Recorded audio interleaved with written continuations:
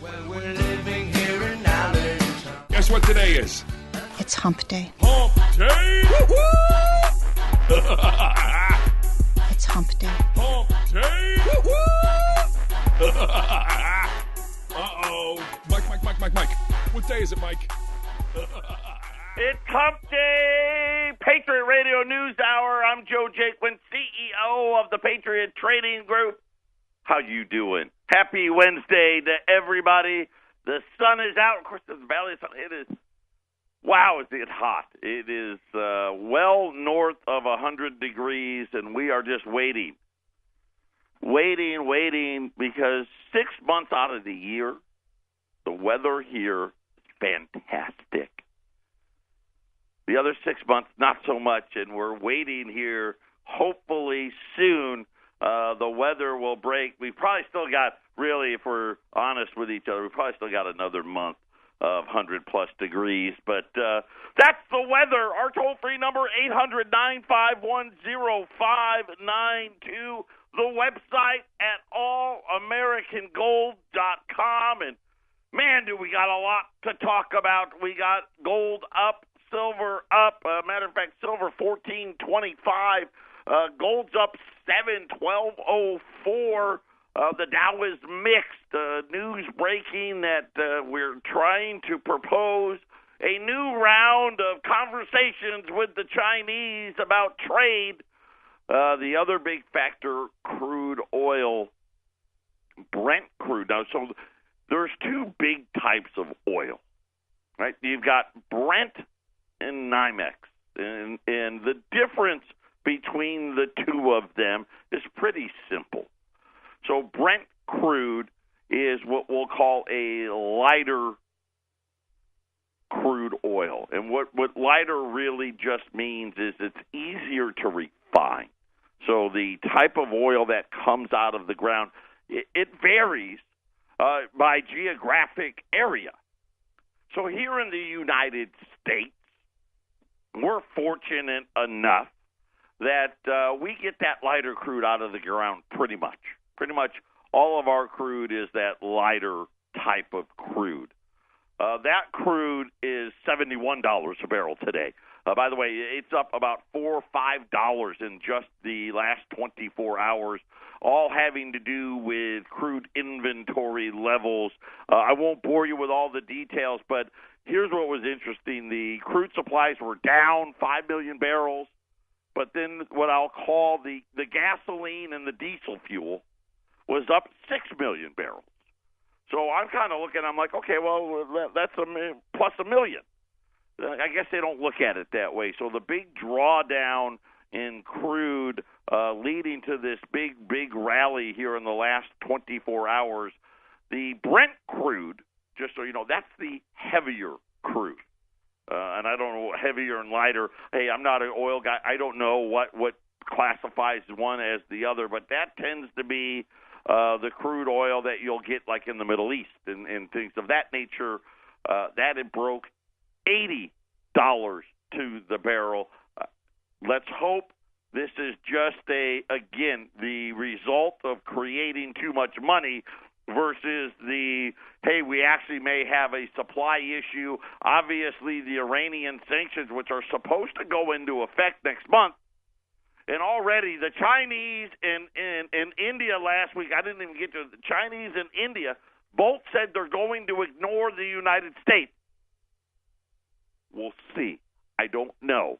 Of course, that is the two large, by far, Iran sells more oil to those two countries than any others. And the funny part is Syria's third. Of course, not Syria, I'm sorry. Turkey's third. And they've said they're going to ignore the United States. And then Iraq is fourth. So I don't know. We'll have to see. But if somehow that comes into play and they really do get these countries not to buy Iranian crude, very possible we could see $100 a barrel again. So let's hope that doesn't transpire. But that is what is moving the markets. The dollar's down on the news that the United States proposing a new round of trade talks with the Chinese. And remember, I don't know why it is, and it doesn't really matter because this is all games, right? We need to now believe just the, I guess, for lack of a better term, the fact that we made a phone call to the Chinese about trade somehow weakens the dollar. And if we make a threat about tariffs, somehow that strengthens the dollar. Go figure, right? Again, games that they play to try to pretend that they're in control of a situation that they've obviously lost complete control of. But that is the rumor, that Washington, the trade concerns are now starting to create movement within the United States. And I'll just give you the long and short of it. The first $50 billion, that was like free. What I mean by that, the steel and aluminum tariff that they put on and was mostly those types of products wasn't that big of a deal for the United States. This next $200 billion, a really big deal. And businesses are now telling Trump, hey, it was one thing when you were threatening. We were cool when you threatened to do it, but you can't actually do it. So we'll see. I don't know. I think he would, but maybe Wall Street will act much, much differently in the next set if that happens. And like I said, and I've been saying this all along, there's no reason for the Chinese to move. There isn't, right? We've allowed for this to happen for over 20-some-odd years. Why would they all of a sudden, you want to change it now? Okay, sure. Why not? Go ahead. Right? They're the second largest economy in the world in dollar terms, but let's not mistake it. They're the largest economy in the world in terms of stuff. And guess what? They want to continue to be that. They actually want to take over, and they're going to, right? They've got way more people than we do. In the next 5 years or so, and it may not even be that long, they're going to be the largest economy in the world, period, no matter how you measure it. Patriot Radio News Hour. Got a great show lined up for you. Don't touch that dial. 800-951-0592. That is our toll-free number, and it has become a very, very crazy gold and silver market in the last, say, 6 weeks. We've had all this product disappear. Silver, we call every single day, and just I think we're getting real close here in the next, and I said by the end of the year, it may be a little sooner than that. It won't matter what the year is on Silver Eagles. Right now we got into this thing where the older years, what we call the backdate years, were less. That's starting to go away because, now the backdates have gone away, but there are no more back dates available. The gold side, right? I mean, think about some of the stuff we did this year. I know at least once, and I think it may have been twice. I don't know, once or twice. We sold 20s at spot price. Right? That was it. That was kind of the bottom, and now all of the old gold that was out there, all those have gone. Almost like overnight now. We need something we haven't done in years. We call both our major suppliers. We deal with the largest wholesaler in the world. These guys have offices all over the world. And really, kind of like everything else, the gold business has shrunk. And what I mean is there's only a couple of big players left. They gobbled up everybody. So there's the big boy is the big boy. And the ability to get product is getting harder and harder to do. And just, when we see these things happen, it's usually a good indicator of a major move coming. And again, the people that have the money know before everybody else and buy it all up, and then you get stuck with a lack of supply. here's what we've got. I guess the long way of telling you, here's what we've got. So the last few days we were selling those Mint State 62s. The reason I had them is we've got one guy has been trading gold for silver. And it makes sense. It does. And you know I hate silver. I do. I hate it, but it's right now. You need 84 and a half ounces of silver for 1 ounce of gold. And remember, I think we touched, we got to 85 and change, and this was like a week and a half ago, and I told you, I did the best research I could. There was only one other time that I found where it took more ounces of silver to get an ounce of gold. You had to go back to 1991. It hit 100 for a day. And then I told you exactly a year later, it was down to like 81 ounces, and then we never saw 80 again until recently. He traded again. So now I had the 16. Now I've got 16 more. So I'm not going to change the price. Gold's up $7 right this actually $7 and change right now.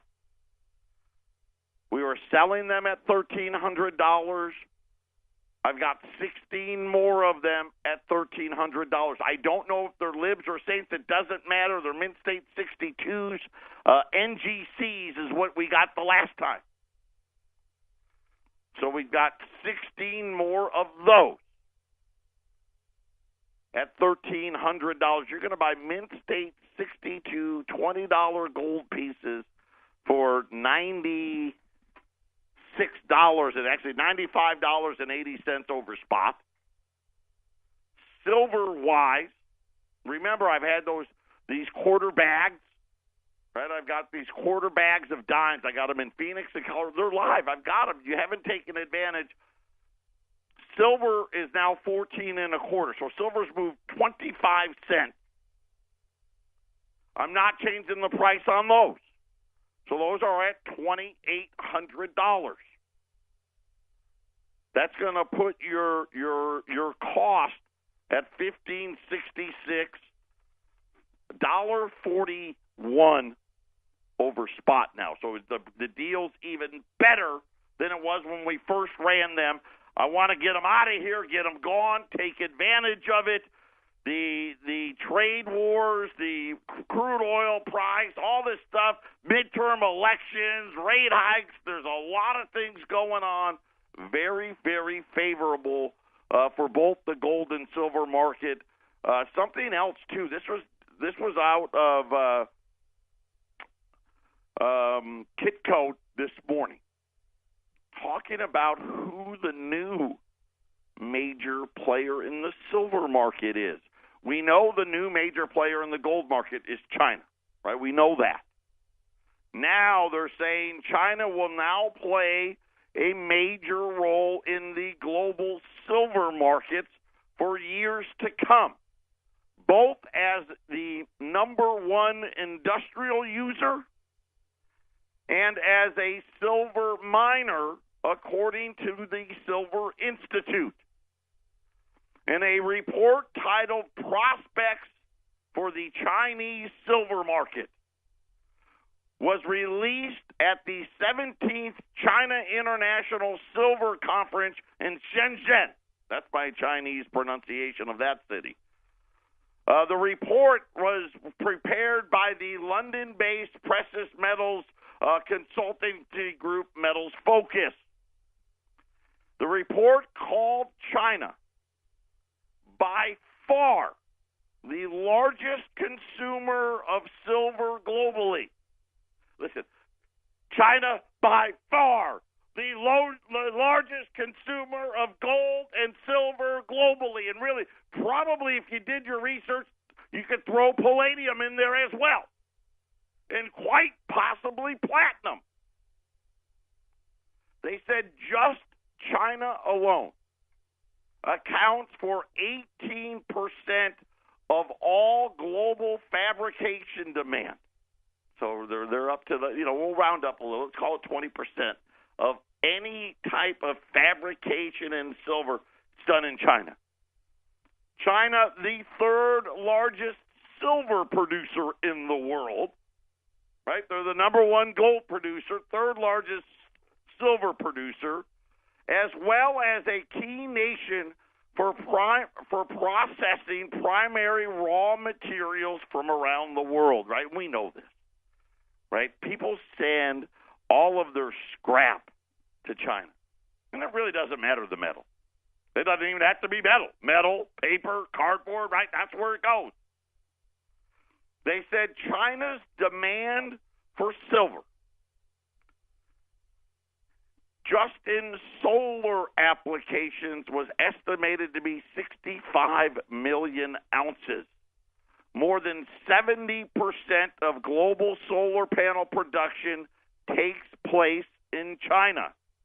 They said local powder fabricators can only provide a portion of the power and the paste that is needed, meaning silver imports is needed, and it's needed in huge quantities.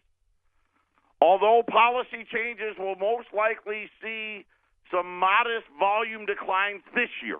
In other words, right, there's a little change in policy and rules that probably led to this pullback in silver, right? People, and they do this a lot. We see this a lot. Remember in gold, we saw it when India, with their new import tax, right? They punish gold, and then all of a sudden, the very next year, gold goes flying.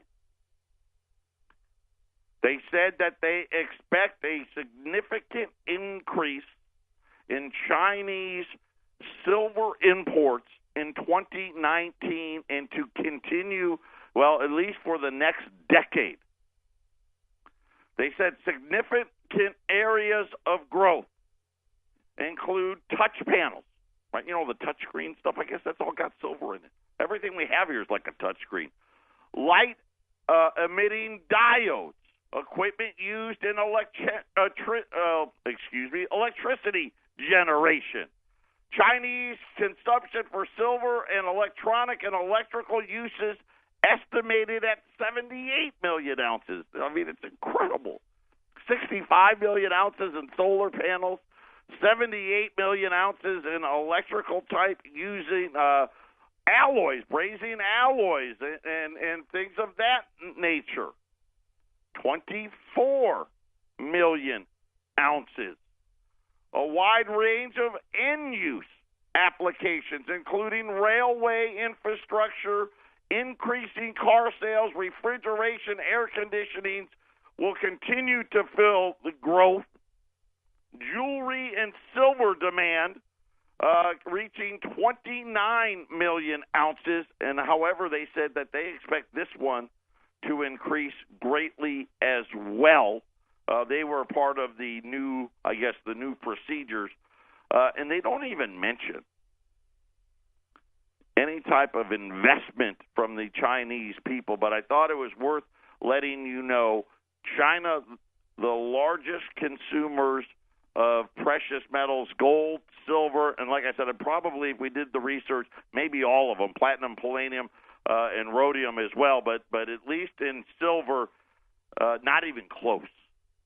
And according to the World Silver Council, China is now setting itself up to be the major player in that market. It'll be interesting to see if they can wrest control away from the banks, right? We know J.P. Morgan, one of the largest, what I'll call gatekeepers of silver and making sure the price doesn't match what the demand is.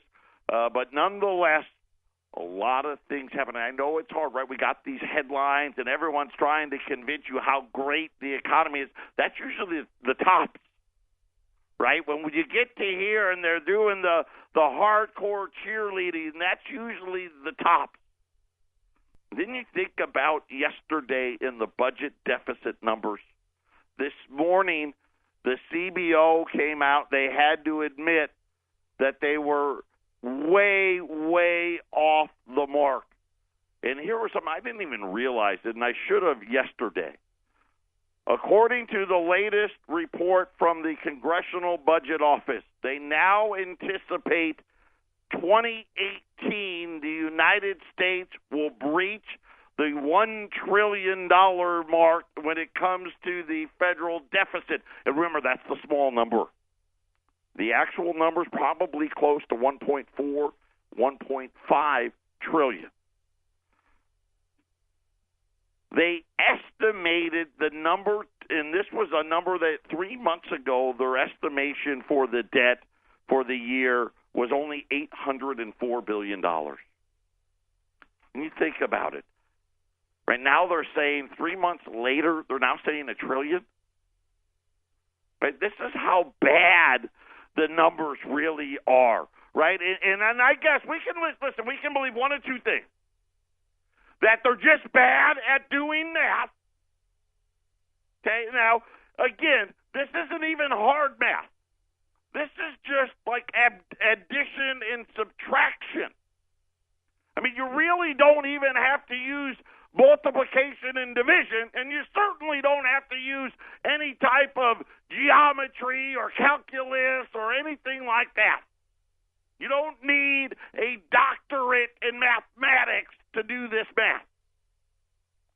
So we either need to believe that they're completely horrible at math, which, I mean, hey, it's possible. We all know people that can't do math, right? It drives you nuts, but they're out there, and maybe all of them work for the Congressional Budget Office. It's possible. It's unlikely, but it's possible. Or they're just trying to deceive us. So when the real number comes out, it's like, oh, well, we missed it. What does that tell you about all their other projections for where the debt's going to be? Patriot Radio News Hour. We'll be back after the break. This is the Phyllis Schlafly Report, a daily commentary continuing the conservative pro-family legacy of Phyllis Schlafly. Now, here's the president of Phyllis Schlafly Eagles, Ed Martin. Late on a Friday afternoon in July, the deep state finally partially complied with a court order to hand over its FISA application for wiretaps of a former advisor to the Trump campaign, Carter Page. The heavily redacted secret FISA application was for repeated wiretaps of Page's phone in an unsuccessful attempt to catch Trump in a misstep on a secretly recorded line. FISA stands for the Foreign Intelligence Surveillance Act of 1978, which authorizes secret proceedings to order wiretaps that would not ordinarily be allowed. This shadow system enabling investigators to obtain wiretaps from a secret court has grown ever since 1978, with no meaningful check or balance. The FISA application to wiretap the Trump advisor is filled with innuendo and false allegations that came directly from the Hillary Clinton campaign. Wiretaps of someone connected with a presidential campaign on such a flimsy basis bring new meaning to the term rubber stamp in describing how the FISA court grants whatever the deep state demands. Allies of John Brennan, James Clapper, and others protest that President Trump lacks the authority to revoke security clearances, but hardly any Supreme Court justice would rule against the presidential power to decide, in his own discretion, who should not have a security clearance. Phyllis Schlafly often criticized past Republican presidents who failed to clean house and replace the supporters of their defeated opponents. Phyllis extracted a promise from President Ronald Reagan that he would never appoint a deep stater from the Nixon-Ford era, Henry Kissinger, to anything of significance, and Reagan kept that promise. Tossing out the entrenched insiders who are so determined to defeat President Trump requires, at a minimum, taking away the special authority they unjustifiably continue to enjoy. John Brennan and James Clapper would still be able to pontificate all they like on television, but they should not be able to do so with the implied authority of an active security clearance. This has been the Phyllis Schlafly Report with Ed Martin, president of Phyllis Schlafly Eagles. And we think it's time to take Washington back from the power brokers. At phyllisschlafly.com, we're organizing a grassroots movement to stand against the deep state bureaucrats who control government. For the latest strategies, go to phyllisschlafly.com. That's phyllisschlafly.com. Thanks for listening, and join us again next time for the Phyllis Schlafly Report.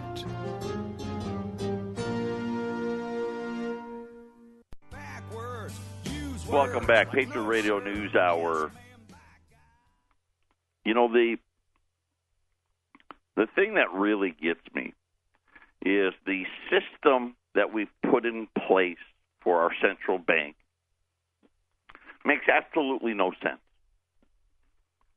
It's an classic example of how you have what I'll call the wolf guarding the hen house, right? Classic example of that. Classic example of what you end up with when you see a lot of these fraud cases, like, bring up Bernie Madoff, right? Same thing, right? Bernie Madoff, he had his secretary and the person in accounting, right? It was just this little triangle of people.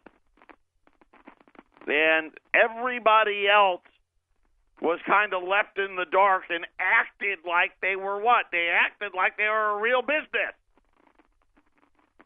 And people thought that they were. Of course, we realized later it was nothing more than a fraud. And this is exactly what the central bank is. It's a fraud. It's designed, if you actually study money, right? Think back, for those of you that remember Ron Paul and Ben Bernanke, when Ron Paul asked Ben Bernanke, is gold money?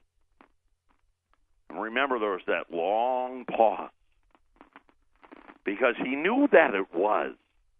But he had to think for a minute, because he knew he had to say no.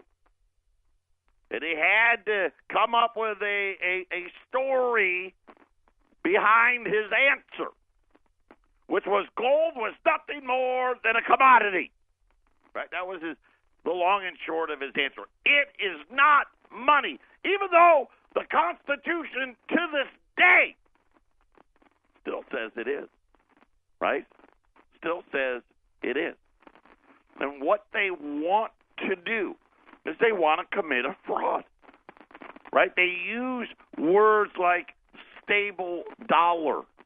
They give the Fed importance. Right? They've made us believe that the Federal Reserve can somehow control employment. Yeah. Right? Because that's their mandate. Well, we gave them the mandate that they want to have full employment, right? That's their goal. And a stable dollar. Now, apparently, they got a new mandate, right? They got full employment, they've got stable dollar, and now they've got 2% inflation to go with it. Of course, and I told you, they just make these things up. Now, why did they use the word stable dollar? Because they already knew that they were going to devalue it. That was their whole premise. You think back to when they originally got created and their secret meetings, and of course, all of them, if you read their writings later in life before they passed, all were like, we would have been tried for treason for doing what they did. But they knew that first they wanted to get the gold out of your hands. And they wanted to replace it with paper. And they pretended for a while that the currency was backed by gold. Right? Until all the foreign governments out there were like, you know what, here's $35, we'll take the gold. Of course, then they closed the gold window.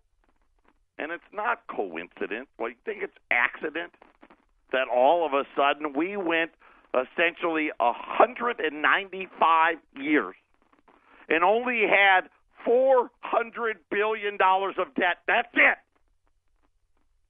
And almost $250 billion of the $400 billion came from World War II and then the policies from Lyndon Johnson.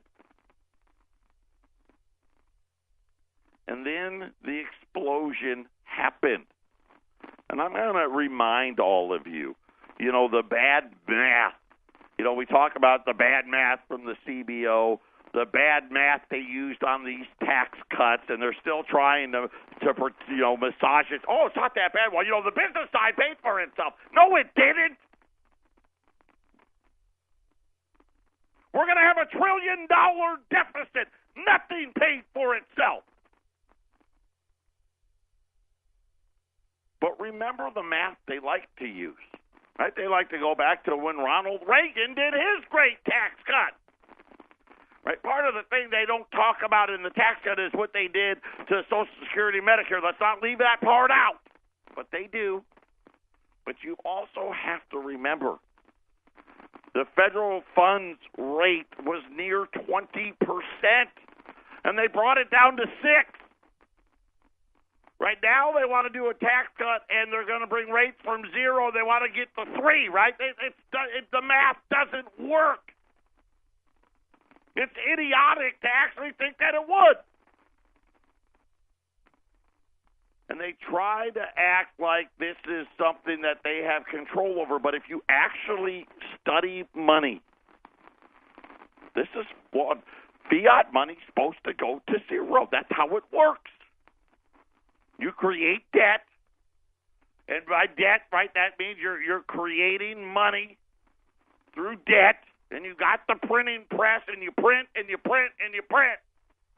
And then all of a sudden, it starts out gradually at first, and then it starts to get real, real big, right? The printing doesn't ever stop, right? Auction after auction after auction.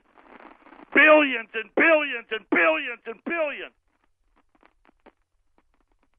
And everyone now, over 90 days, what do they announce? We got to increase the size of our auctions. 90 days later, we've got to increase the size of the auctions. 90 days after that, we have to increase the size of the auction. Right? And of course, the whole thing is nothing more than a Ponzi scheme and a scam, and it's designed to impoverish. This is what it does. Did you see the report that came out today? I don't know if you saw it or not. They're so happy. The median income, they said, has finally gotten back to where it was before the Great Recession. Right? And they're patting themselves. They're proud. Oh, yeah, high fives all around. Well, that's great. Until you put the inflation that you've created over the last 10 years in it, we're nowhere close. This is the problem. Right? It's nowhere close. Right? If they came back and they had said it, now this report had said, median income is now 50% higher than when the Great Recession happened, then I'd be like, okay, you guys are doing something. Patriot Radio News Hour. We'll be back after the break. 800-951-0592. Mint State 62 $20 gold pieces. $10 to $15, depending on whether they're libs or sin, but less than the raw 20s, the plain Jane that we normally tell you. Remember, this is what we tell you to do. You want to buy at the lowest end. And I know when you talk to other dealers, you go into a coin shop, they're going to say, oh my gosh, this is awful. This coin, it could have been polished, or it's all beat up, or this is something a jeweler would put into his jewelry. Like that's somehow a bad thing, right? And you don't want this. No. You want this overpriced stuff. Same amount of gold, but you want to pay more for it because somehow paying more is better. No, it's not. But I'll tell you, and I apologize for the static again. I thought we had solved it. We're going to try to work on it again. Maybe they're just upset because I'm attacking them so hard. They're listening, and when I get a little too close to the truth, we get the static guys out there. But they talk about all of these things. So here's today. Guess what? Today, I'm going to help all of you out. All you people that believe that. I got graded coins, less than the cheapest 20 I could possibly have. MS62, $20 Libs and Saints, $1,300. It's like $95 over spot. Right? It's an incredible value. Junk silver, again, $2,800 for a quarter bag of junk. It's incredible value. $2,800. You're at like $1.40 over spot for government hallmarked silver. It's ridiculous. Listen, take advantage or don't. Right? If you're, I'll just say it right now. It's dumb not to do it. You're not going to get a better deal by waiting, because here's what's happened. Right? All of the people with real money have come in and bought up this market. But this is how I do it. Should I raise my price today? Of course I should. Am I going to? No. Because really, what I want you to do is I want you not only to feel good about the great deal you got today, but then I want you to reorder. I want you to tell your friends, this is how we do business. There's not going to be a bait and switch here. When you call, we're not going to try to talk you into something else. But I'm going to give you 3 stories that highlight the issues with the lies that we've allowed and how we've set up the central bank. Remember now, they're telling you inflation's 2%. Right? Matter of fact, for 10 years, it's been less than 2%. Just got to 2%. Here's a story. This is out of Seattle. Okay, in Seattle, they're building a new international arrivals section of their airport. Okay, so they're having a whole section there, and I'm sure it's probably going to be loaded with flights from Hong Kong.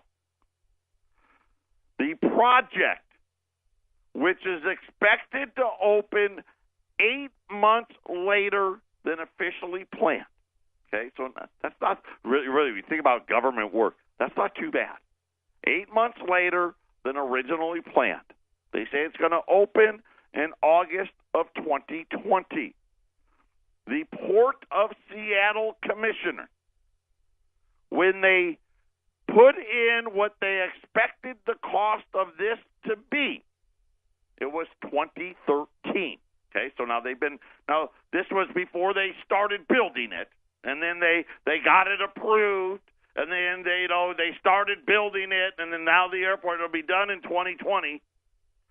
They said the original cost would be $300 million to build the new international arrivals facility. A review by the independent panel appointed by the Port Authority commissioners now say the cost is going to be $968 million. Again, we could either be really, really bad at math, right? We can keep going to that card. But here's what the review said why.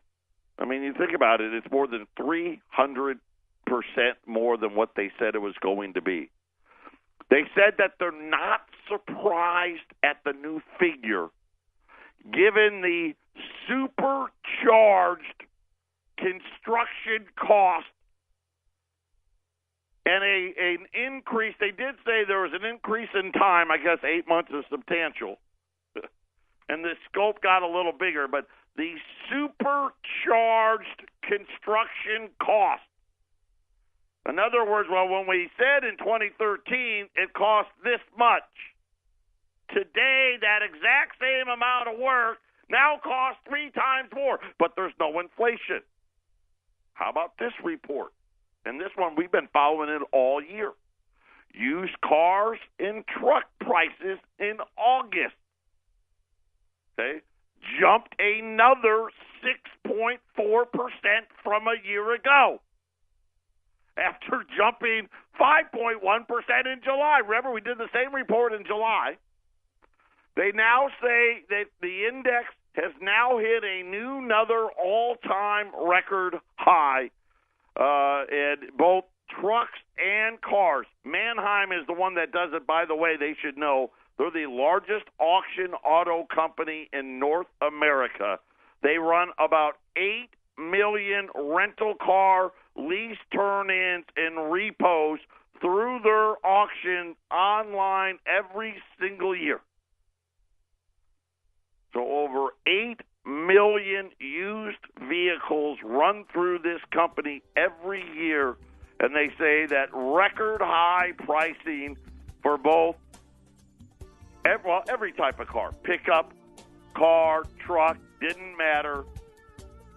Then I'm going to give you what the former Treasury Secretary has to say about the American dream in the final segment. Don't touch that dial. Final segment on this Wednesday, 800-951-0592. I'm going to finish with the cars, and then I'm going to tell you what Hank Paulson had to say about owning a home in America. And don't worry, there's no inflation.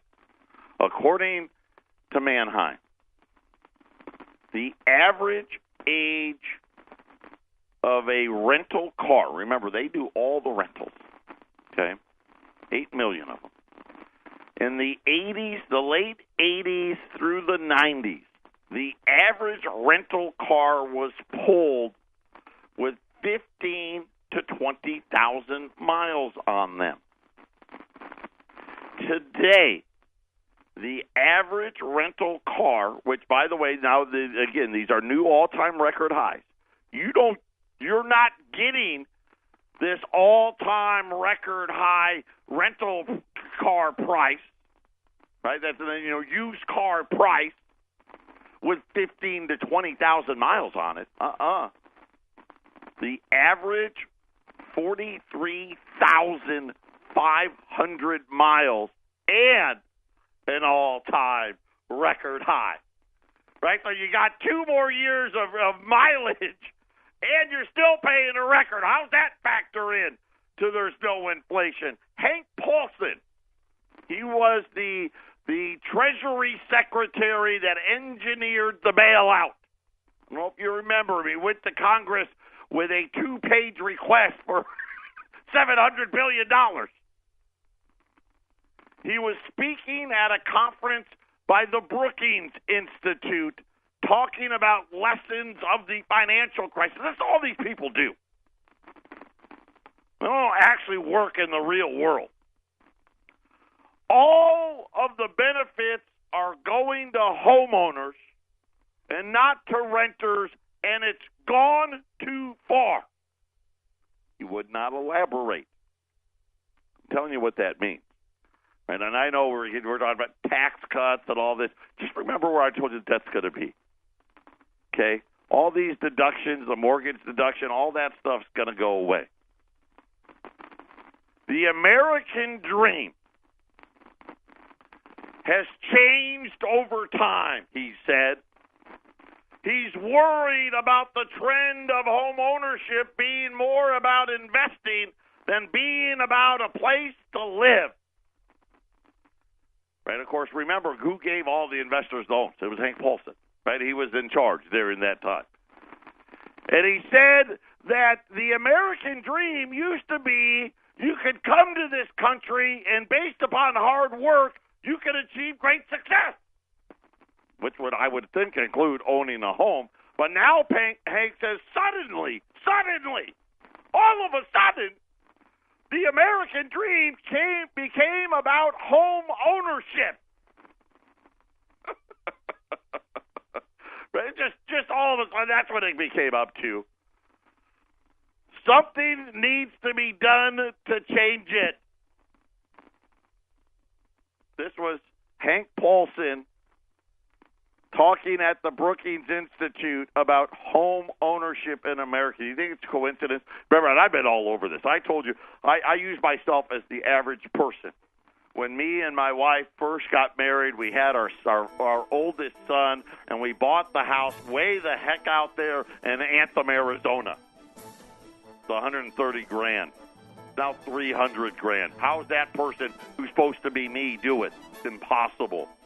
Listen, you better call because it's coming, and it's coming in a big way. 800-951-0592. Patriot Radio News Hour. We'll be back tomorrow.